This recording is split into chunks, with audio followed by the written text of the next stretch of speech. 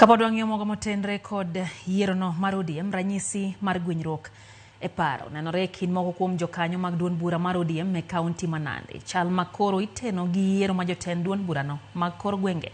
Mokuomgi bende oseyo chal makama ka gilero ni jokanyo mamoko lando ni chenro mar yiero no chakore kawuono ni koro chungi. Kutane gi Fred Okoth ma bende en achiel kuom jogo matawo yiero makamano gichiwo ler ni yiero dhi nyime kaka nochan kendo ma onge ng'ikruok moro amora. Giko bende jokanyo mondo mi owuog oko kar kwan gi ne yiero makamano.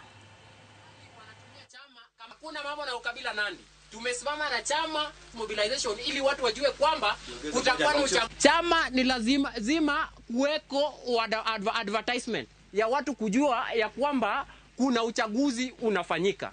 How comes mtu mmoja anakuwa returning officer, yeye ana coordinate uchaguzi, yeye ni presiding officer na yeye ndio kila kitu. Kwenda pale wanapiga hesabu yao, wajifungie kwa room, waseme huyu ni chairman, huyu ni deputy, huyu ni youth league, huyu ni women league. Vile baba mwenyewe aliongea na Dr. William Ruto, kila mtu sahi is a lover of ODM. Yes. Except of these few disgruntled elements who are ready to finish ODM.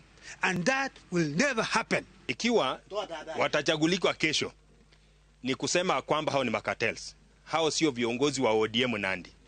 Viongozi wa ODM Nandi ni wale ambao wataachwa nje. Kwa sababu mpango ulioko sasa tayari wamejipangia viti.